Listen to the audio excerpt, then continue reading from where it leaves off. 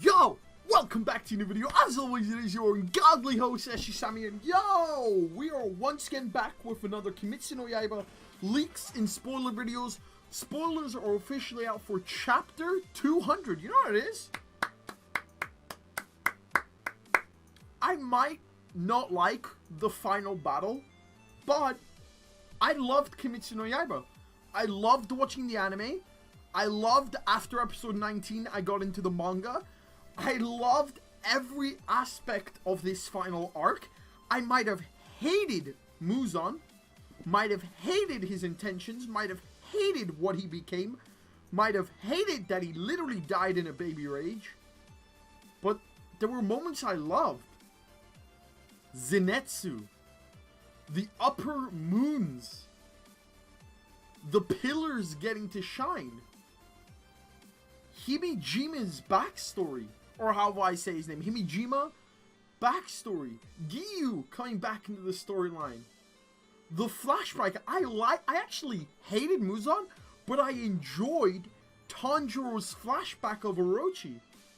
Orochi's backstory was devastating, and although I hated the final fight, Kimetsu no Yaiba has now come to 200 chapters.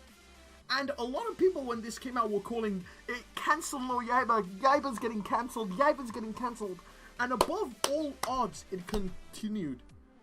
Studio Ufotable delivered an absolutely jaw-dropping season. And they're now doing the Infinity Train movie. And the Infinity Train was literally the best part in Kimetsu no Yaiba. That and the Red Light District. So although I might have hated the final fight, I enjoyed getting here, and now it's time. Chapter 200. Leaks and spoilers are officially out. The chapter is actually titled, which is surprisingly related to the fact that the Muzan fight was so fucking bad, The Price of Victory. This manga succeeded, but the price was a horrifying final fight. But we press forward. Chapter 200. The Price of Victory. I've seen the first panels. The sun officially rises. Muzan disappears. I don't know if there's a further panel saying stuff about Muzan, but that's pretty much it about Muzan. There's a color page presented this issue with Tanjiro, Himejima, and Obani. Mitsuri on the right, Inosuke, Zenitsu, Giyu, Saname, Kano, and Nezuko on the left. Pretty much everyone we've ever loved is in this color page. Honestly, it's amazing. And then we get straight into the spoilers. It starts off with, I think, slowly but surely, this was one of my favorite pillars. And his backstory of him being blind and his life he lived. And I saw the panel, all the children come rushing up to him, the children in the orphanage, as he lies there dying. And he's smiling. It reminds me of, like, you know, One Piece, how anyone with the will of D dies smiling. Unfortunately, Himejima dies slowly, very slowly, but dies smiling. The chapter moves on to Obani and Mitsuri, one of my favorite crack ships, actually confessing their love together, and it looks good, even though they've got horrifying wounds. And I'm like, yo, is this actually happening? And then, of course not. They both tragically die in each other's arms. This chapter, Jesus Christ, The Price of Victory.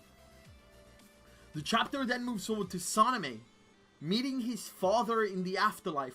But he's like, I saw the panel, his father literally pushes him out of the afterlife. It is not his time. Saname survives, and like, quite arguably, Saname's wounds were far more horrifying than Mitsuri.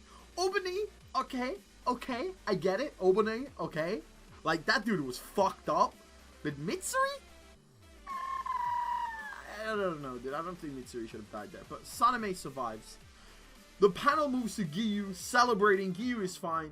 Of course, he's fucked up, but he's fine-ish. Goes towards Tanjiro. I saw this panel. I don't know what's happening. Tanjiro is literally on the floor, as you saw last chapter, missing his entire left side. His arm just completely gone. There's no blood coming out, surprisingly.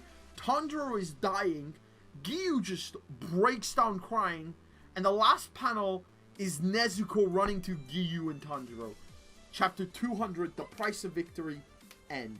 I'm actually excited for once to read a chapter, so I'm excited for Sunday when the official translations come out, because although I might have, again, hated the final fight, this arc, if you ignore that final fight, was outstanding. The Upper Moon Pillar fights were insane. Saname, Himejima's backstories, Mitsuri, Obani's, the Orochi stuff, Zenitsu's backstory, and what actually happened to his grandpa. That shit was devastating. The Butterfly Pillar and her backstory with the girl, although I cannot remember her name. That shit was heartbreaking. So, The Price of Victory concludes. I'll see you in the next video. My name is Simo, as always.